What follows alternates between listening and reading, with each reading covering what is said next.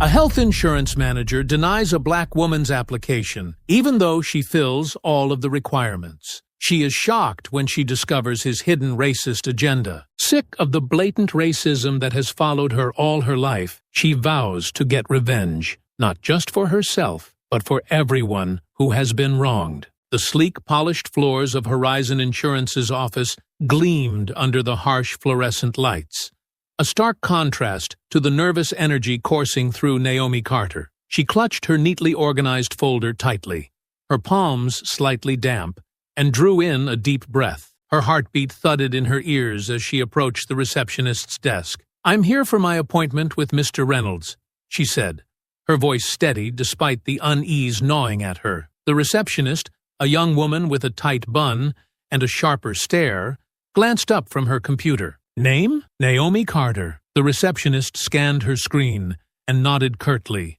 motioning to a row of leather chairs by the wall. "Take a seat.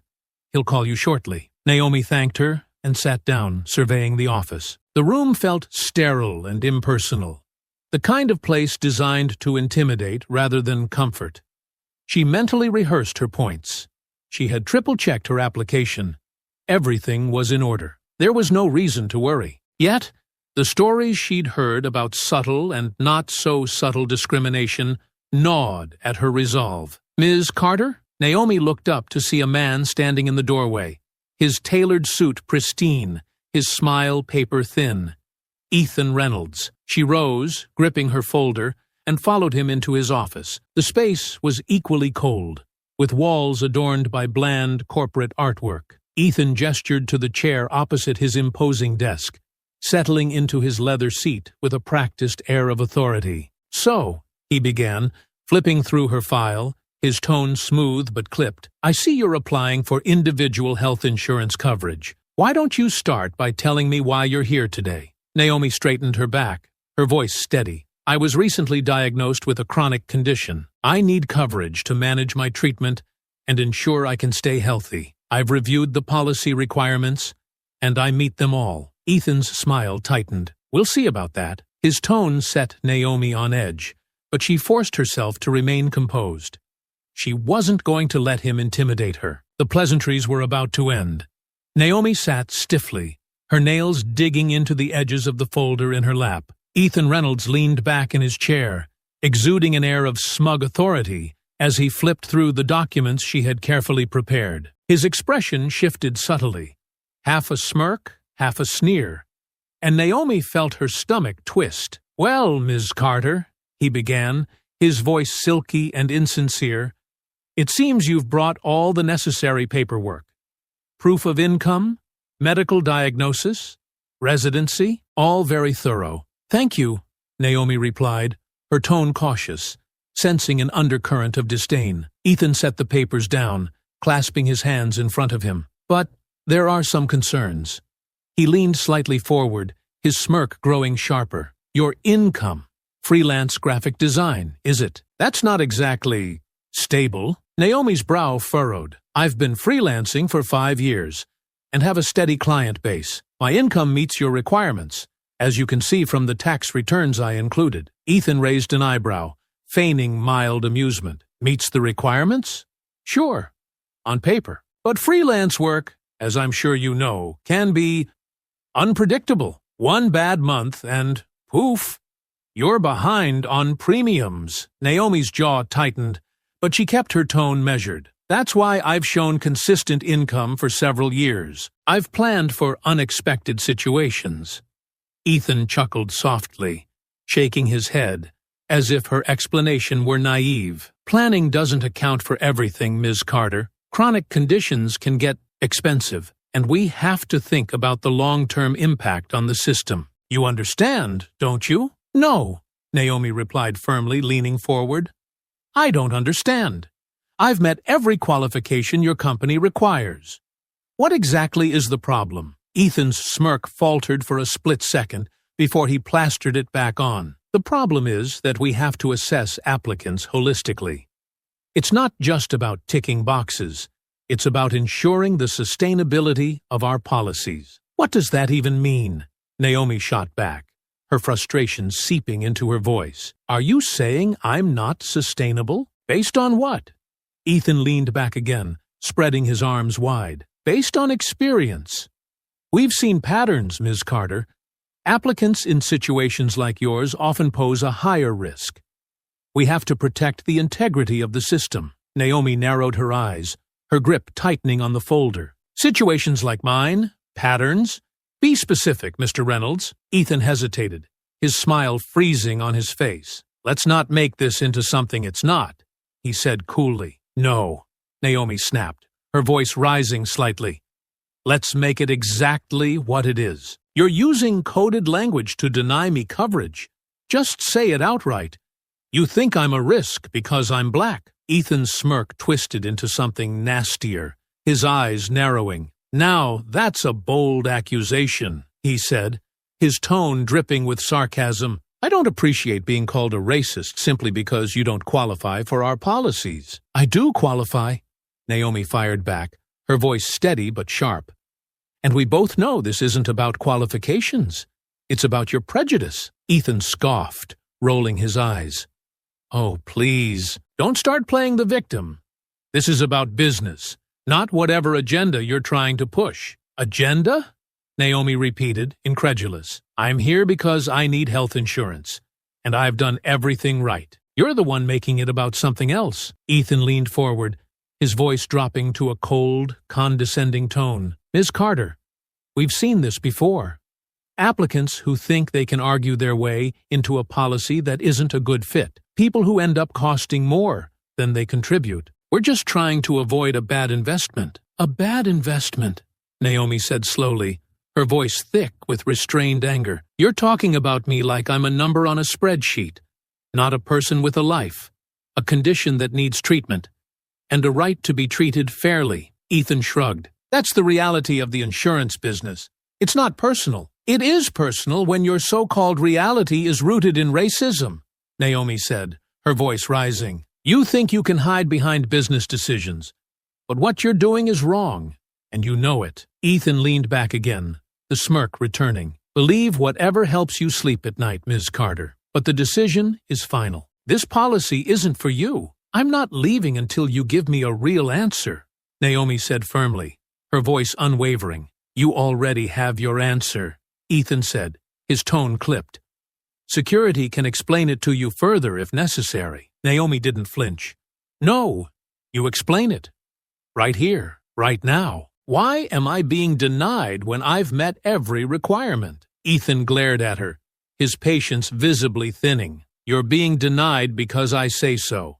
That's all the explanation you're getting." Naomi locked eyes with him, her voice cutting through the tension like a blade. "And that's why I'm not leaving." Naomi sat rigid, her gaze locked on Ethan Reynolds as his expression soured further. The tension in the room was thick, but she refused to look away. The polished facade of professionalism he'd worn moments ago had slipped, replaced by a simmering hostility. Ethan leaned forward, his elbows on the desk. "Let me explain something to you, Ms. Carter. I don't owe you an explanation. This isn't a negotiation. You don't meet our standards. End of story." Naomi's fists clenched in her lap, but her voice remained steady. "I meet every standard your policy outlines. The only thing that doesn't meet your standards is me. And we both know why." "Do we?" Ethan asked, his tone mocking. "Maybe the real problem here is that you can't accept reality. Not everyone gets what they want in life." Naomi sat forward, her voice calm but seething with anger. "You're right. Not everyone gets what they deserve, especially when people like you are in charge. But I'm not going to sit here and let you dismiss me without justification." Ethan's smile twisted into something cruel. "Justification? You want me to spell it out for you? Fine. You're not the kind of applicant we're looking for. Your profile screams liability. Financially, medically, and, frankly, professionally. I've seen this song and dance before, and I'm not interested in being part of the encore." "Liability," Naomi echoed, her voice rising. "You mean because I'm black, don't you? You're hiding behind vague excuses because you think you can get away with it. But this is discrimination. Plain and simple. Discrimination? Ethan laughed sharply, the sound grating. You think every denial is about race? How convenient. Maybe, Ms. Carter, you should take a good, hard look at your own situation instead of blaming others for your shortcomings. Naomi's breath quickened, but she held her ground. My only shortcoming is sitting here, thinking you'd treat me like any other applicant. But you can't even hide your racism behind your corporate jargon. You've already decided people like me aren't worth your time or resources. Ethan slapped his hand on the desk, the sound echoing in the room. Watch yourself, Ms. Carter. Accusing me of racism won't change the fact that this policy isn't for you. And frankly, your attitude is proving my point. My attitude? Naomi shot back, her voice steady but cutting. You've insulted me, denied me what I'm entitled to, and now you're blaming me for calling out your behavior? Do you even hear yourself? Ethan's face reddened, the veneer of control cracking. I don't have to listen to this nonsense. You're wasting my time and yours. Time I wouldn't have to waste if you did your job fairly. Naomi countered. She stood up, leaning slightly over the desk. You've made this personal. You could have processed my application like anyone else's, but instead, you decided to make it about me, who I am, what I look like. You're the problem here, not me. Ethan rose abruptly, his towering frame meant to intimidate. I think we're done here. No, we're not, Naomi said, her voice unwavering. I'm not leaving until you give me a real reason, one that isn't laced with your thinly veiled racism. Say it plainly, Mr. Reynolds. Why am I being denied? Ethan's glare was sharp enough to cut glass. You want it plainly? Fine. Applicants like you, black women, are always looking for a handout. You come in here with your sob stories and expect us to bend over backward. Well, not today. I've seen your type before, and I'm not buying it. Naomi's heart pounded, but she refused to look away. Her voice came out calm, each word slicing through the tension. That's exactly what I needed to hear. And that's why this conversation isn't over. Not here, not now, and not in court. Ethan scoffed, his smirk returning. Court? Do you have any idea who you're talking to? This company has lawyers who'd eat you alive before you even set foot in a courtroom. Naomi's eyes burned with resolve. We'll see about that. You might think you're untouchable, but people like you always think that, until they're not. Ethan stared at her for a long moment, his face a mixture of contempt and irritation. You've got guts, I'll give you that. But guts don't win lawsuits.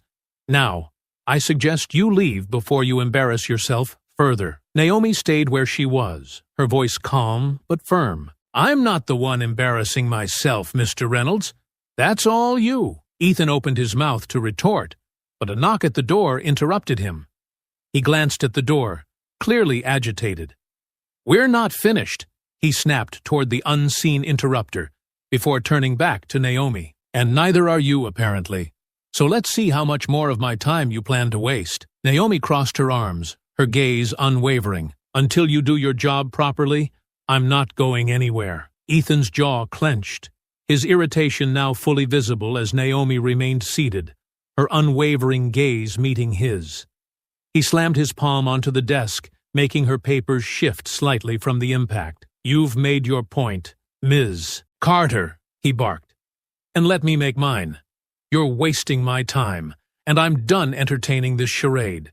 Get up, walk out that door, and save yourself the embarrassment. Naomi leaned forward, her voice low and cutting. Embarrassment? The only embarrassment here is you, Mr. Reynolds, sitting there, clinging to your authority, like it justifies the disgusting way you treat people. Do you even hear yourself? I don't need a lecture from someone who doesn't even understand how the real world works. Ethan shot back, his face reddening. You want a pity party? Go somewhere else. This is a business, and in this business, we don't reward sob stories. Naomi's blood boiled, but she forced herself to stay composed. You keep saying this isn't personal, but everything about your tone, your words, screams otherwise. You think I don't belong here, that I'm not worth your time. Well, you're wrong. Wrong, Ethan sneered, his lips curling into a cruel smile. Let me tell you something, Ms. Carter. People like you are the reason policies like ours have to exist in the first place. You want to play the victim. But the truth is, you've already lost. Naomi shot to her feet, her voice rising. No. The truth is, you've already lost. You've exposed yourself for exactly what you are.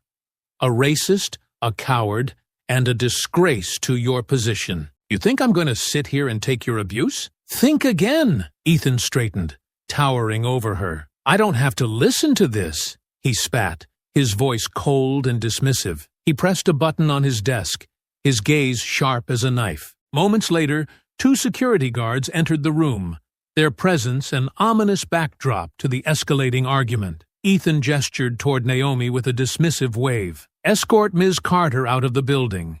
She's no longer welcome here. Naomi's heart raced, but she didn't flinch. Turning to the guards, she said, You're really going to drag me out for standing up for myself? Go ahead. Add more proof to the lawsuit I'm about to file. The guards hesitated, glancing at Ethan, whose face darkened further. Do your job, he snapped. One guard stepped forward, his voice soft but firm. Ma'am, we need you to leave. Naomi didn't move. This man is discriminating against me.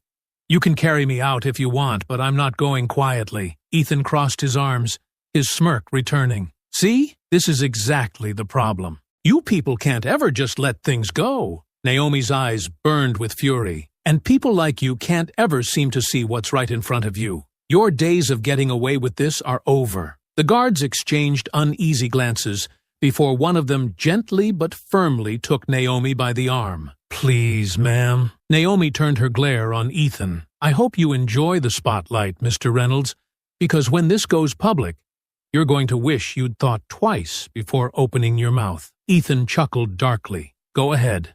Scream all you want. No one's going to care about your little crusade. As the guards escorted her toward the door, Naomi pulled her arm free and turned to face Ethan one last time. We'll see who no one cares about when you're the one packing up your desk. Ethan didn't respond, his face an unreadable mask as the door closed behind her. The tension lingered in the empty office. Ethan exhaled sharply, shaking his head before muttering to himself, Some people just don't know when to quit. Naomi stormed down the street, her fists clenched so tightly that her nails dug into her palms. She could still feel Ethan Reynolds' sneering voice echoing in her ears, his smirk as he ordered security to remove her, the humiliation of being dragged out like she didn't belong. She turned into an alley, away from the indifferent flow of the city, and leaned against the cold brick wall. Her breaths came in short, furious bursts as tears of frustration welled in her eyes. She hated that she felt this way,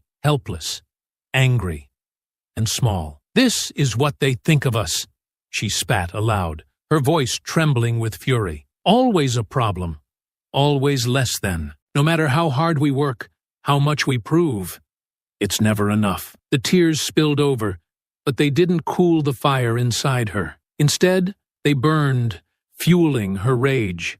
She paced back and forth, her thoughts tumbling out in broken, angry fragments. All my life, every damn time, I've done everything right. I met their requirements, jumped through their hoops, played their stupid games, and it's still not enough. She slammed her fist into the wall, the pain in her hand a sharp counterpoint to the ache in her chest. Her voice rose, echoing in the narrow alley. Why does it always have to be like this? Why do we have to fight tooth and nail for things they hand out to everyone else without a second thought? She thought of the years she'd spent building her career, scraping by to make ends meet while pursuing her dream. She thought of the countless times she'd been overlooked, dismissed, or subtly undermined by people like Ethan Reynolds, people who looked at her and saw nothing but their own prejudices. Her voice dropped to a low, bitter mutter. They don't even hide it anymore. People like you, your type, they say it like we don't know exactly what they mean. The tears slowed, replaced by a simmering determination. She leaned back against the wall, tilting her head to the sky, her breath visible in the cool evening air. "This isn't just him," she said quietly, her voice raw. "This is the whole damn system. They build it to keep us out, to keep us down, and they think we'll just take it." Naomi exhaled slowly, wiping her face with the back of her hand. Her anger hadn't subsided, but it had sharpened into something more focused. She pulled out her phone and stared at the blank screen for a moment before opening the camera. Her voice was steady as she hit record. "My name is Naomi Carter. Today, I walked into Horizon Insurance to apply for health insurance, and I was denied. Not because I didn't qualify, because I do.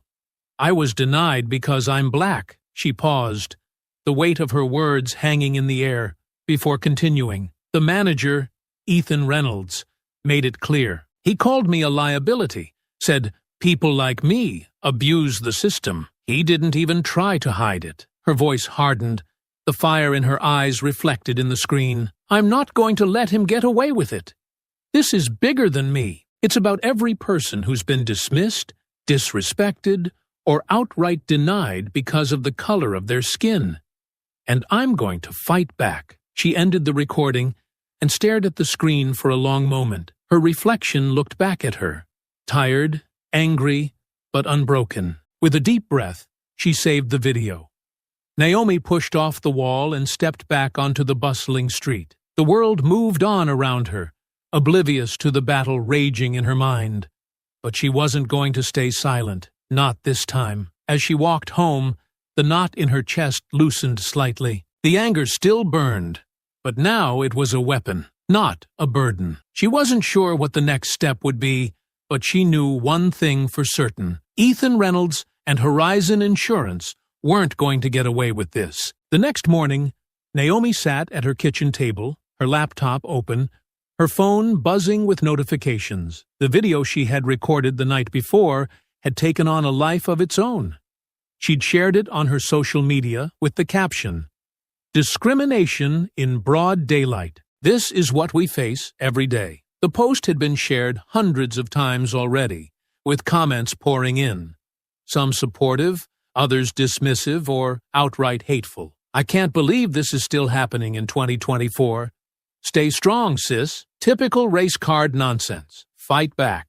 Don't let them silence you." Naomi scrolled through the comments, her emotions swinging wildly between anger and gratitude. She clicked off the app and rubbed her temples, trying to center herself. Her best friend, Monica Hill, entered the apartment carrying 2 cups of coffee. "All right, I've got caffeine and a plan," Monica announced, setting the drinks down on the table. "First things first. How are you holding up?" Naomi exhaled, the tension in her shoulders easing slightly at Monica's familiar presence. "Honestly, I'm exhausted. That video blew up overnight, and now it feels like everyone's watching me. I'm not sure I'm ready for this." Monica slid into the chair across from her. "You've been ready for this your whole life, Naomi. That video was powerful, and it's exactly what people needed to see. But we can't just leave it there. You need to take action." Naomi nodded slowly. "I know. I can't let him get away with what he said, what he did. But what's next? Filing a complaint? Getting a lawyer? It feels overwhelming." Monica leaned forward, her expression serious. "I've been doing some research. There's a lawyer, Darren Morgan. He's a civil rights bulldog, and he's taken down companies way bigger than Horizon Insurance. I think he's your guy." Naomi hesitated. "A lawyer? That feels big?" "Because it is," Monica said firmly. "This isn't just about you, Naomi. It's about everyone who's been denied, disrespected, or dismissed by people like Ethan Reynolds.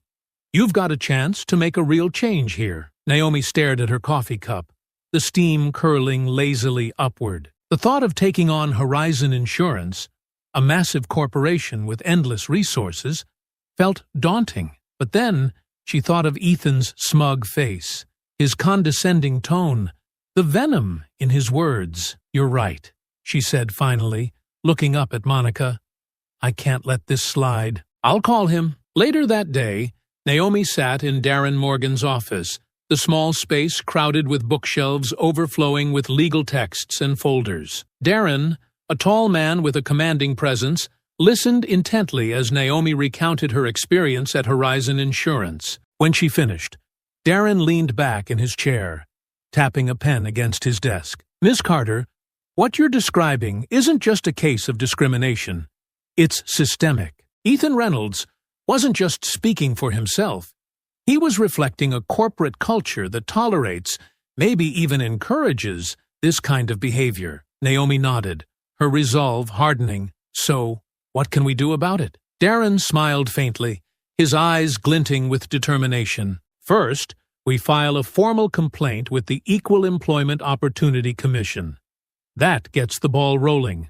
Then we start gathering evidence, your testimony, any documents from your application, any patterns of discrimination at Horizon. This is going to be a fight, but it's one we can win." Naomi leaned forward. "I'm ready to do whatever it takes.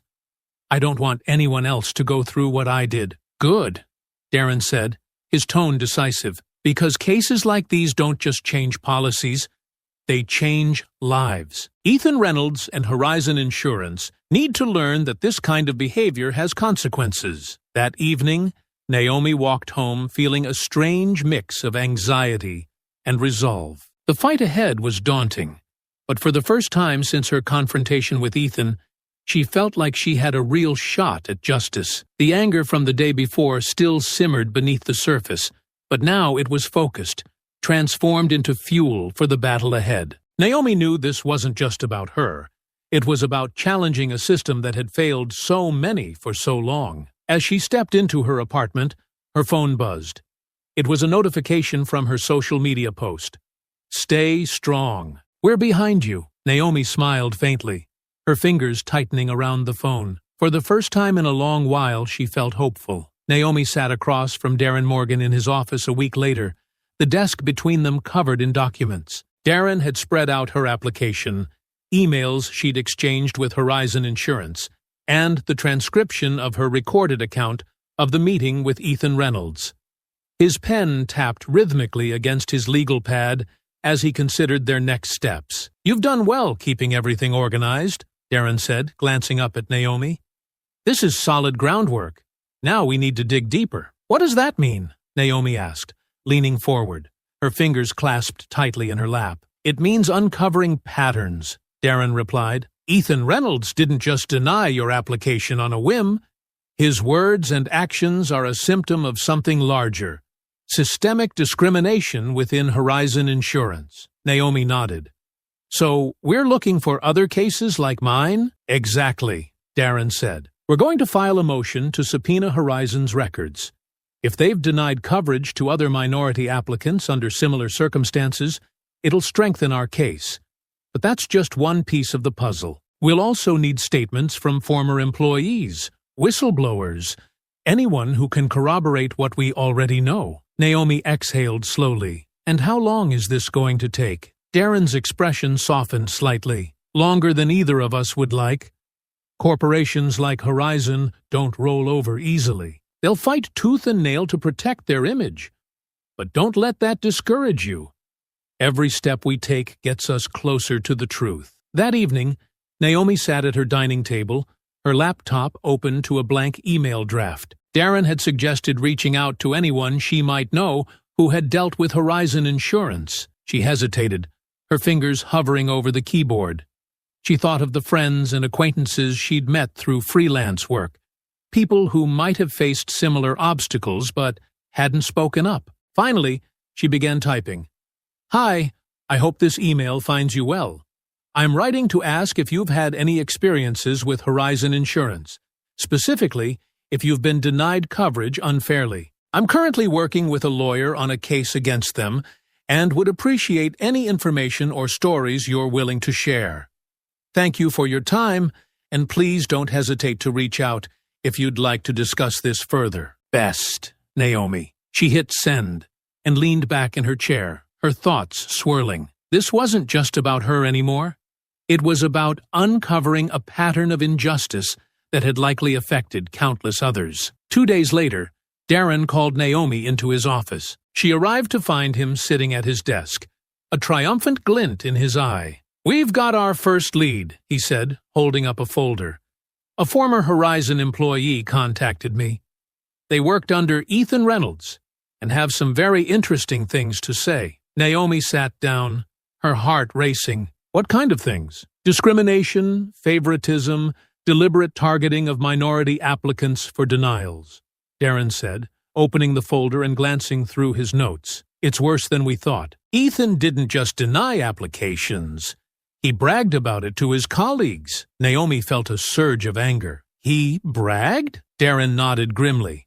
Apparently, he's been using phrases like cleaning up the applicant pool and weeding out liabilities for years. It's all been informal, off the record. But our contact is willing to testify. Naomi's hands gripped the edge of her chair. So this isn't just about me. This is his entire M.O. Exactly, Darren said.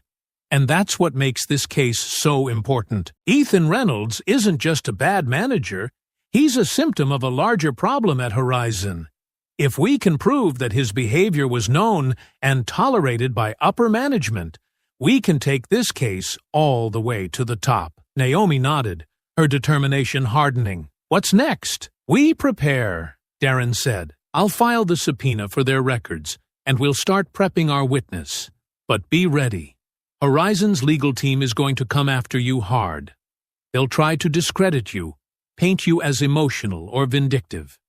You need to stay calm and focused. Naomi met his gaze, her voice steady. I've come too far to back down now. That night, Naomi sat on her couch, scrolling through her email inbox. A few responses to her message had trickled in, most of them supportive, but hesitant to share personal details. Then, one subject line caught her eye. Horizon Insurance Denial Story. Happy to help. Her heart raced as she opened the email. It was from a woman named Angela who had faced a similar situation. A perfectly qualified application denied for vague policy reasons. Angela wrote about the frustration and humiliation she'd felt and expressed her willingness to share her story if it would help Naomi's case. Naomi leaned back, her eyes closing briefly as relief washed over her. She wasn't alone in this fight. By the end of the week, Darren had compiled a growing list of witnesses and evidence. Each new detail strengthened their case, painting a picture of a deeply flawed and discriminatory system. Naomi felt the weight of responsibility pressing on her shoulders, but it was accompanied by a growing sense of purpose. She wasn't just fighting for herself anymore. She was fighting for every person who'd been dismissed, denied, or devalued by people like Ethan Reynolds, and she wasn't going to stop until justice was served. Naomi sat at her kitchen table, scrolling through her social media feed. The initial wave of support from her video had been uplifting, but now the comments had shifted. Mixed among the supportive messages were a growing number of hateful and dismissive remarks. She's just looking for a payout. These cases never go anywhere. Just drop it, lady. Maybe if she wasn't so aggressive, they wouldn't have denied her. Her chest tightened as she read through the vitriol. She slammed her laptop shut, the sound echoing in the quiet apartment. Her phone buzzed, and she grabbed it, hoping for some good news. It was Darren. Hey, she said, trying to keep her voice steady. Naomi, I wanted to give you a heads up, Darren said, his tone cautious. Horizon's legal team is starting to push back. Hard. What do you mean? She asked, her stomach twisting. They've issued a public statement denying any wrongdoing, Darren explained. They claim your application was denied for valid reasons and that your accusations are baseless. Worse, they're starting to dig into your background. Naomi's grip tightened on her phone. Dig into my background? What does that even mean? They're looking for anything they can use to discredit you, Darren said. Old financial records, social media posts, anything that might paint you in a negative light. Naomi sat down, her mind racing. So they're trying to make me look like the problem, instead of addressing what they did. Exactly, Darren said. It's a classic tactic. Shift the focus, undermine the victim, and muddy the waters. But don't worry. We've anticipated this. Stay calm and stay focused. They're doing this because they know your case has teeth. Naomi nodded, even though he couldn't see her. I'm not backing down, Darren. They can dig all they want. They're not going to find anything. That's the spirit, Darren said, a note of encouragement in his voice. "I'll keep you updated. In the meantime, try to ignore the noise. It's all part of their strategy to rattle you." The next morning, Naomi woke to an email from Monica with the subject line, "Have you seen this?" Her heart sank as she opened the link. It was an article from a gossip-style news site, filled with half-truths and insinuations. The headline read, "Insurance Denial Case. Is Naomi Carter really a victim?" The article dredged up irrelevant details about her finances, questioning her ability to pay premiums despite her proof of income. It painted her as someone looking for attention and playing the race card to cover up her shortcomings. Naomi slammed her laptop shut and buried her face in her hands. Her anger burned hot and fast, but underneath it was a creeping sense of vulnerability. Her phone rang, and she answered without checking the caller ID. "Naomi, it's Monica," her friend said, her voice urgent. "I just saw the article. Don't let it get to you. It's garbage, and everyone can see that." "Can they?" Naomi asked, her voice trembling. "Because it feels like they're winning. They're twisting everything, making it look like I'm the problem." "They're desperate," Monica said firmly. "That's all this is. They're throwing everything they can at you because they know they can't defend what they did. Don't let them shake you." Naomi took a deep breath. "You're right. I just didn't think it would get this ugly." Monica's voice softened. "I know, but you've got this, Naomi. You've got Darren. You've got evidence, and you've got a whole lot of people who believe in you. Don't forget that." At Darren's office later that day, Naomi sat across from him as he reviewed the latest developments. "We knew they'd play dirty," he said, sliding the gossip article across the desk. "But this is just the beginning. They're trying to intimidate you, hoping you'll back down." "Well, it's not going to work," Naomi said, her voice steely. "Let them throw whatever they want at me. I'm not quitting." Darren nodded approvingly. "Good, because we just got the court's approval for our subpoena. Horizon's internal records are officially on the table." Naomi's eyes widened. "You mean we're going to see everything? The denials? The patterns? That's the idea," Darren said. "If there's a paper trail, and I'm betting there is, we'll find it. And when we do, it'll blow their defense out of the water." Naomi felt a flicker of hope amidst the chaos. "So, what's next?" "Next, we prepare for their counterattack," Darren said. "They'll try to block the subpoena, delay the process, anything to keep us from getting those records. But we'll be ready." Naomi leaned back in her chair, her resolve hardening. "Let them try. I've already lost too much to stop now." As she walked home that evening, Naomi noticed the small but steady stream of messages still coming in from supporters. "Don't give up. You're fighting for all of us. Proud of you for standing up." Each message reminded her that this wasn't just her fight. It was bigger than her, bigger than Ethan Reynolds, even bigger than Horizon Insurance. And she wasn't going to let them win. Meanwhile, in his corner office at Horizon Insurance, Ethan Reynolds sat behind his desk, scowling as he read through the latest developments. The subpoena had hit harder than he expected, and now he was facing questions from upper management. "They're all overreacting," he muttered under his breath, tossing the latest email onto his desk. "One loudmouth gets denied, and suddenly it's a scandal. Typical." He leaned back in his chair, his lips curling into a sneer. "She thinks she's so special. Just another entitled liability looking for a handout. They always play the same game. Cry discrimination when things don't go their way." Ethan drummed his fingers on the desk, a cruel satisfaction flickering in his eyes. "She's not the first to pull this stunt, and she won't be the last, but they never win. Horizon is untouchable, and so am I." The thought of Naomi's determined face flashed in his mind, and he scoffed. "Let her run her little crusade. She'll run out of steam when she realizes nobody cares about her sob story." He turned back to his computer, opening another document detailing Horizon's legal strategy. The corners of his mouth twitched upward. "And when we're done with her, she'll regret ever stepping into my office." Later that day, Naomi and Darren sat across from one of Horizon's former employees, Angela Davis, who had agreed to testify. Angela, a middle-aged woman with a firm but weary demeanor, recounted her time working under Ethan Reynolds. He was ruthless, Angela said, her voice steady. He made it clear that minority applicants were seen as liabilities. If their applications came across his desk, he'd stamp denied without even reading them. Naomi clenched her fists under the table, her anger simmering. And no one said anything? No one stopped him? Angela shook her head. If anyone tried, they'd be out the door faster than they could pack up their desk. He had upper management's blessing to run things his way. It was an open secret. Darren leaned forward. Angela, would you be willing to testify to this in court? Angela hesitated for a moment before nodding. Yes, people need to know what kind of man he is, and what kind of company Horizon really is. Naomi reached across the table, her voice soft but firm. Thank you. I know this isn't easy, but it means everything to me, and to so many others. Angela smiled faintly. You're brave to stand up to them. Don't let them intimidate you. As Naomi walked home that evening, her mind raced with everything they'd uncovered.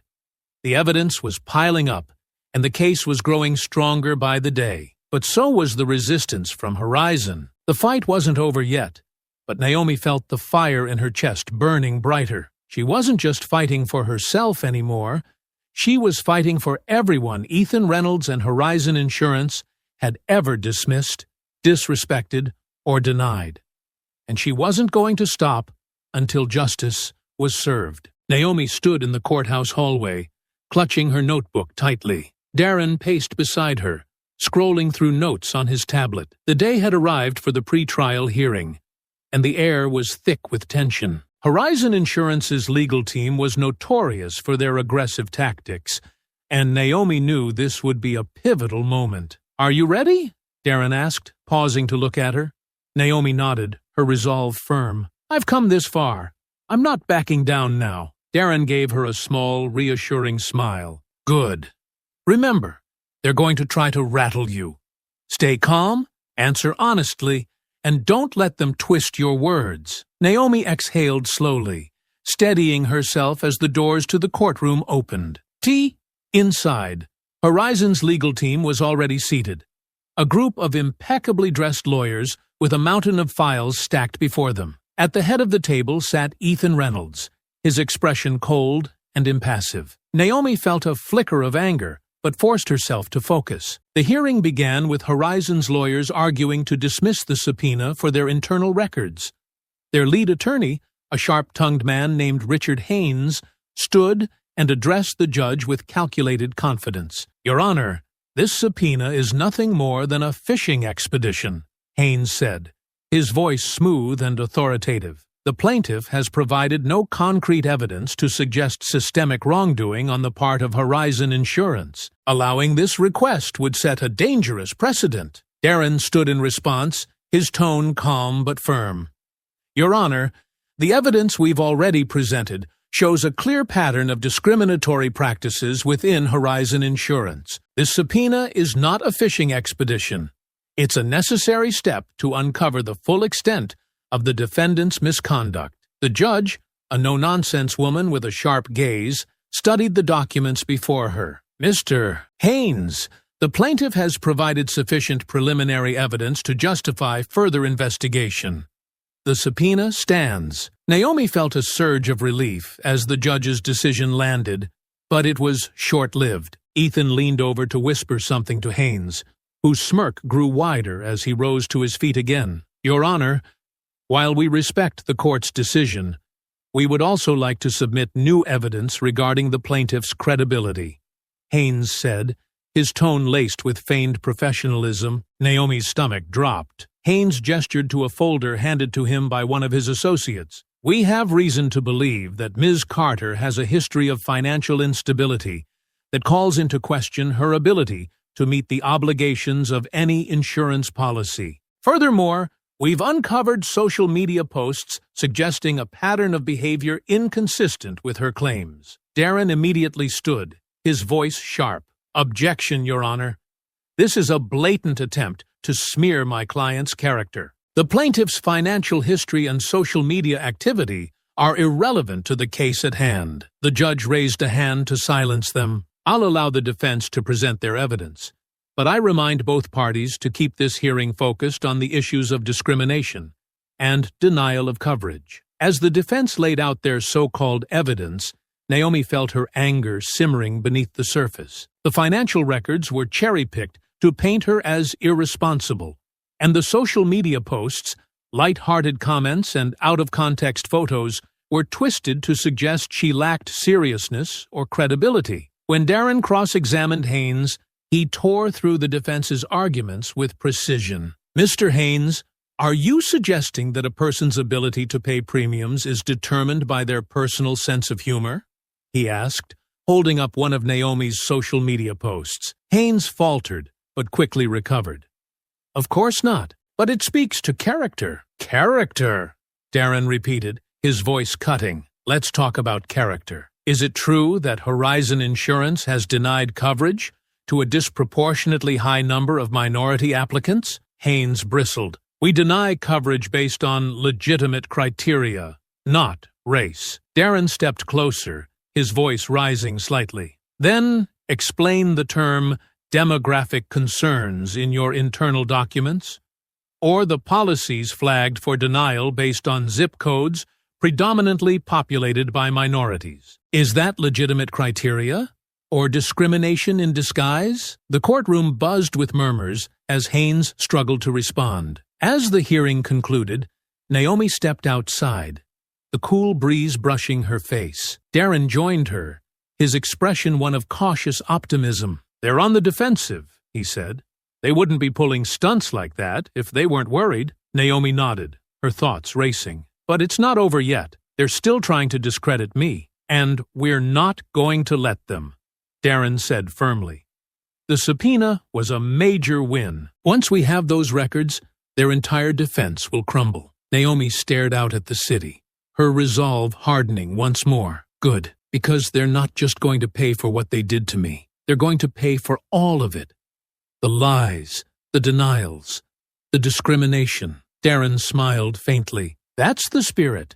We'll keep pushing, and when we get to trial, they won't know what hit them." Naomi's hands trembled slightly as she held the thick packet of documents Darren had delivered that morning. These were the internal records Horizon Insurance had been forced to turn over, and each page was a damning indictment of their discriminatory practices. She sat in Darren's office as he methodically reviewed the documents. His usual calm demeanor was tinged with an edge of satisfaction as he laid out the evidence piece by piece. "This," Darren said, holding up a memo marked confidential, "is the nail in their coffin." Naomi leaned forward, her eyes scanning the page. The memo, written by a high-ranking Horizon executive, detailed the company's risk assessment protocols.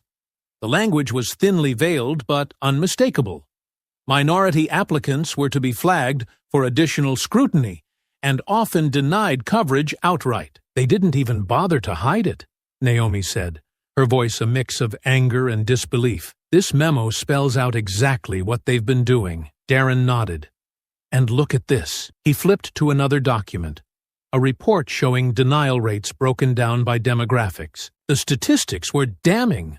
Minority applicants were denied at 3 times the rate of white applicants, even when their qualifications were identical. Naomi's chest tightened as she read the report. How did they get away with this for so long? "They buried it," Darren replied, his tone grim. "And they relied on people like Ethan Reynolds to enforce these policies without question. But now, it's all coming to light." The tension continued to build as Horizon's legal team ramped up their efforts to discredit Naomi. Another article appeared online, this time accusing her of seeking a political agenda rather than justice. Trolls flooded her social media with hateful comments, accusing her of lying, exaggerating, and playing the victim. Monica called one evening, her voice laced with concern. "Naomi, are you okay? The things they're saying about you—" "I'm fine," Naomi interrupted, though her voice betrayed her weariness. "Let them talk.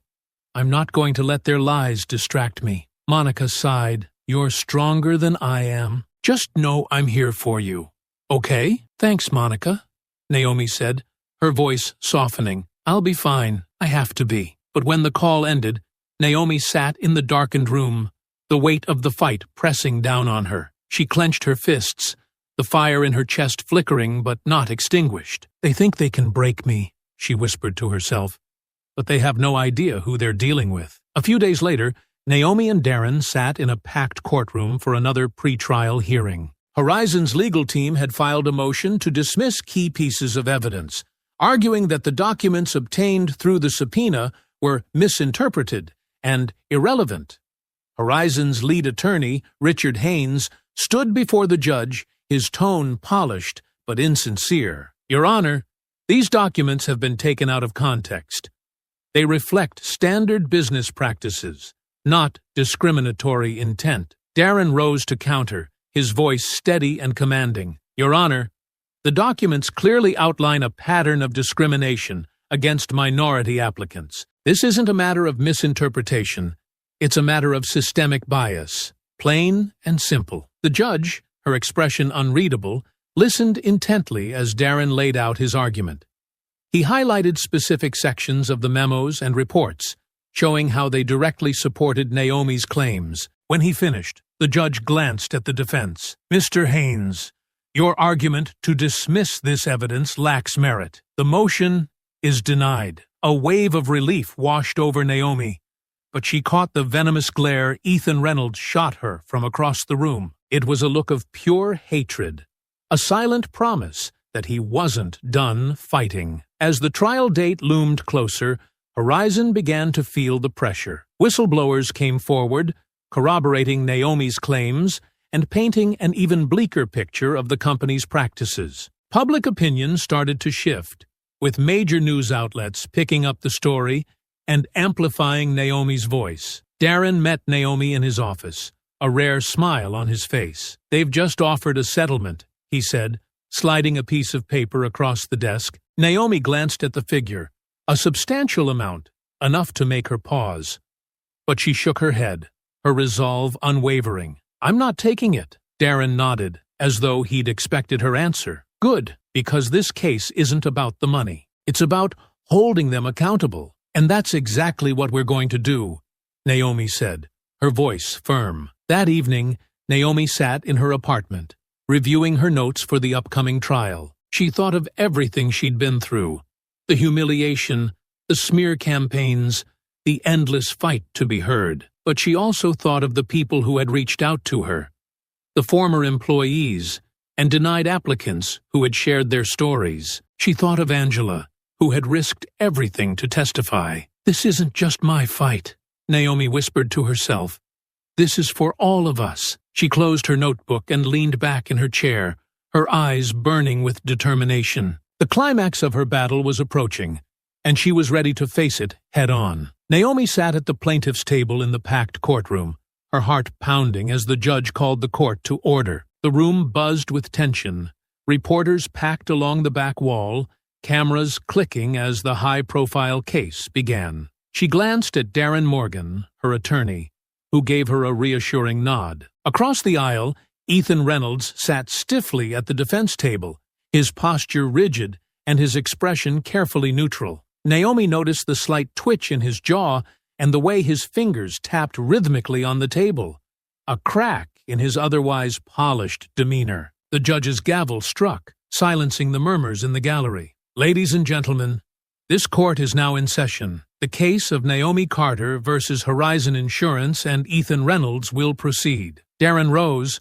his voice calm yet commanding as he addressed the jury. "This case is not about business practices. It's about discrimination. Discrimination that targeted my client, Naomi Carter, not because of her qualifications or her circumstances, but because of her race. Today, we will show you the evidence that proves Horizon Insurance, under the direction of Ethan Reynolds, systematically denied coverage to minority applicants. This case is about accountability, and justice demands it." Naomi watched the jury's faces, noting the way their eyes focused on Darren, their expressions thoughtful. The defense attorney, Richard Haynes, rose next, his tone polished and measured. "Ladies and gentlemen, the plaintiff will try to convince you that this is a case of discrimination, but the evidence will show otherwise. Horizon Insurance evaluates applications based on objective criteria: income, medical history, risk factors, Mrs. Carter's application simply did not meet those criteria. There was no bias, no discrimination, just due diligence. Naomi felt her stomach tighten. She knew their strategy. Twist the narrative, paint her as unreasonable, and minimize the evidence. The trial began with Darren calling Angela Davis, a former Horizon Insurance employee, to the stand. Angela, a middle-aged woman with a firm yet weary demeanor, recounted her experience working under Ethan Reynolds. He made it clear. Minority applicants were flagged as high risk, regardless of their qualifications. He used terms like weeding out liabilities and cleaning up the applicant pool. It was common knowledge among the staff. Haynes attempted to discredit Angela during cross-examination, suggesting she was a disgruntled former employee with an axe to grind. But Darren's redirect was sharp and precise, emphasizing Angela's credibility and the corroboration of her testimony with internal documents. Next, Darren presented the damning memos and spreadsheets obtained through the subpoena. The documents outlined a systematic process of flagging minority applicants under vague terms like demographic concerns and zip code risk factors. Naomi watched as the jury's expressions shifted. Shock, disgust, and disbelief flickering across their faces. Darren's voice rang out as he addressed the jury directly. These documents are not about due diligence.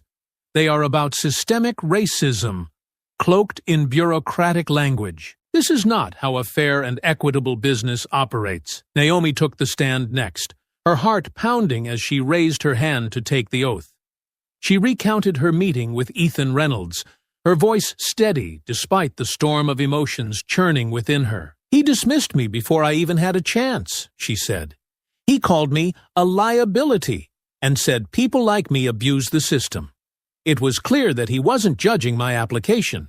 He was judging me. Haynes's cross-examination was sharp and invasive. He brought up her financial history, attempting to paint her as irresponsible. Ms. Carter, Haynes said, his tone dripping with skepticism, would you say your financial situation was entirely stable at the time of your application? My financial records show that I met the income requirements, Naomi replied firmly. My stability wasn't in question.